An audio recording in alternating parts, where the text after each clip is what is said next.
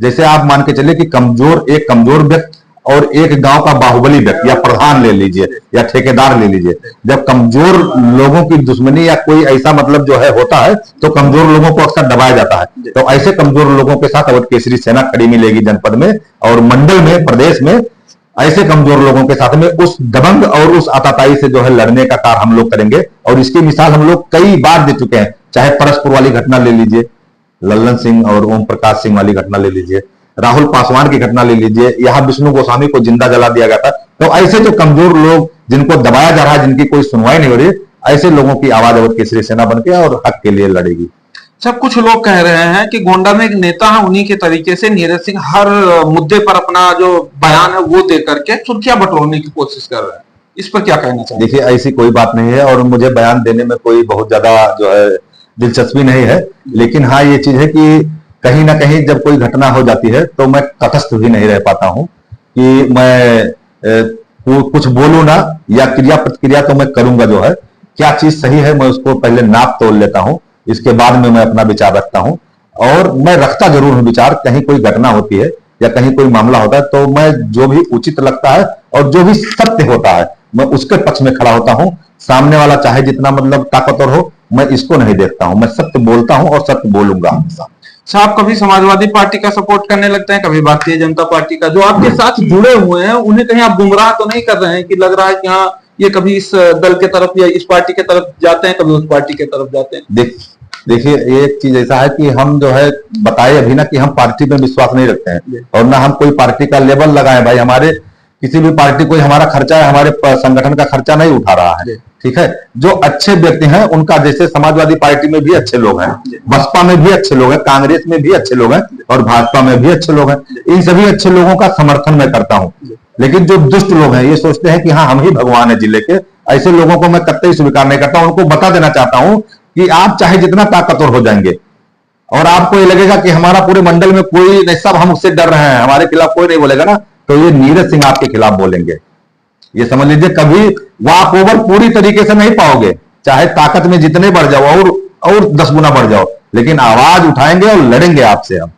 अच्छा, जब से आपने संगठन का निर्माण किया तब से आप कई बार जेल भी गए, कई मुकदमे भी दर्ज हुए, कहीं ना कहीं इस चीज का कभी अफसोस नहीं होता कि हम कर क्या रहे हैं, क्यों लोगों के कारण जेल जाना पड़ा, क्यों ये सब मुकदमे? कहीं ना कहीं ये अपने आप में कभी आता नहीं है कि लोगों के लिए, लोगों के भलाई के लिए हम आवाज उठाते हैं, मुकदमा हमारे ऊपर हो जाता है? बिल्कुल नहीं होता। आप सोच, जेल जाने, जैसे देखिए पहले के जो योद्धा लड़ते थे, लड़ाई लड़ते थे, तो वो वीरगति पा जाते थे या विजय पाते थे, तो वो किंचित मतलब जो है उसमें जो है संदेह नहीं करते थे, वो भयभीत नहीं होते थे। भाई आज चलो ठीक है, कोई तुरंत ऐसा युद्ध नहीं हो रहा है कि तलवार लेके या बंदूक लेके आदमी आमने सामने लड़ रहा है, लेकिन जो युद्ध हो रहा है उस युद्ध में हम भागीदार हैं और उसमें जो है जेल जाना जो है लाजमी है भाई, क्योंकि ताकतवर लोगों से लड़ाई है हमारी।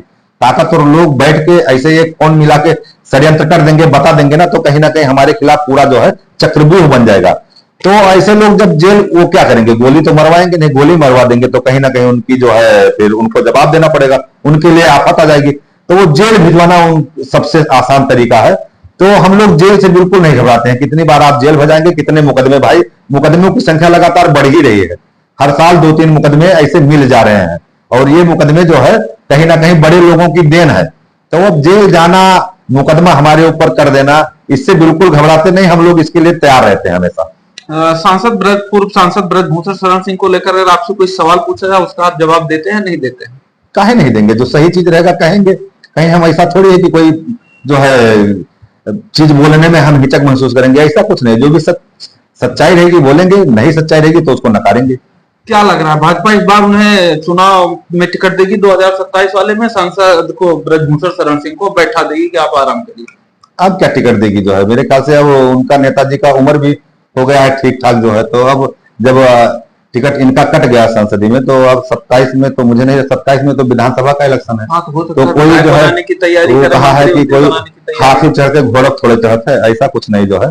मुझे लग रहा है कि नेताजी को विधानसभा लड़ना ही नहीं चाहिए, क्योंकि जिस पद पे और जिस जो कद है उनका, तो ये विधानसभा लड़ेंगे और प्रमुखी लड़ेंगे और इसके बाद में जो है जिला पंचायत अध्यक्ष लड़ेंगे, तो वो कद से कहीं ना कहीं मैच नहीं खा पाएगा और मुझे नहीं लग रहा है कि वो स्वीकार करेंगे, वो खुद ही स्वीकार नहीं करेंगे, इतना समझदार है। अच्छा, आप जब से राजनीति में आए, जब से जानकार हो, तब से सपा, बसपा, भाजपा सबकी सरकारें रही। आपको बेहतर किसकी सरकारें लगी थी, जो काम करने में बेहतर लगी हो आपको? देखिए ऐसा है कि कभी मतलब जो है भाजपा की सरकार बेस्ट थोड़ा लगी, क्योंकि राम मंदिर का निर्माण हुआ, धारा 370 हटा, और कहीं ना कहीं मतलब माननीय योगी जी के नेतृत्व में जो है सही ढंग से मतलब जो है सरकार मतलब चली। लेकिन कुछ उनके जो गलत कारिंदे थे, कहीं ना कहीं उसका नाजायज फायदा उठाए और सरकार को बदनाम किए, सरकार की बदनामी भी हुई। समाजवादी पार्टी में भी जो है अखिलेश यादव की जब सरकार थी, तो उसमें भी जो है आगरा एक्सप्रेस वे और बहुत सी चीजें जो है हुई, निर्माण हुए। तो कुल मिलाकर अगर 5 साल का कार्यकाल देखा जाए, तो अपने कार्यकाल में अगर 5 साल लगातार सही नहीं तो कम से कम 3 साल 2 साल मतलब जो है हर कोई अपना पीक समय निकाला है, और उसको बेस्ट कहा जाएगा। जो अच्छा कार्य हुआ है, चाहे मायावती जी ने कुछ अच्छा कार्य किया है, अखिलेश यादव जी ने भी किया है, माननीय योगी जी ने ज्यादा अच्छा कार्य किया है, तो सबकी सराहना होनी चाहिए। और कुल मिलाकर सब ने अपने यथास्थित हर संभव प्रयास किया अच्छा करने के लिए। अच्छा, केवल दो नेताओं में पूछा जाए कि अखिलेश यादव, योगी आदित्यनाथ में से बेहतर मुख्यमंत्री कौन लगा खुद के लिए, कि जो बेहतर शासक रहा हो, आपको कौन लग रहा? पार्टी बेस पे नहीं, जो बेहतर खुद मुख्यमंत्री हो, जो एक्शन ले सकता हो, किसी चीज पर अपना डायरेक्टली एक्शन ले ले। मुख्यमंत्री योगी आदित्यनाथ जी। अच्छा, राणा सांगया के मामले को लेकर के आपने बताया था हमें, आप आगरा पहुंचे थे, सपा के सांसद पर आपने अभद्र टिप्पणी की थी राणा सांगया जी को लेकर के, क्या था मुद्दा? देखिए ऐसा है कि जो हमारे पूर्वजों का मान सम्मान नहीं करेंगे, जो हमारे देवी देवताओं का मान सम्मान नहीं करेंगे, तो कहीं ना कहीं हम भी उनका सम्मान नहीं करेंगे, उनको अपमानित करेंगे। और रामलाल सुमन के ऊपर जो अभद्र टिप्पणी की थी, मैं आज भी उस पर कायम हूं। और ऐसे लोगों को मतलब ये समझ लीजिए कि टिप्पणी नहीं, अगर मिल जाएंगे तो जूता उनके सर पे कम से कम 100 जूता मारेंगे। तो ऐसे लोग जूते के अधिकारी हैं, ये लातों के भूत है, बातों से नहीं मानते हैं। बस ये है कि हाँ, अभी वो ताकत डेवलप नहीं हो पाई है, और अगर ईश्वर ने वो ताकत दिया तो ऐसे लोगों को हम जुतियाएंगे।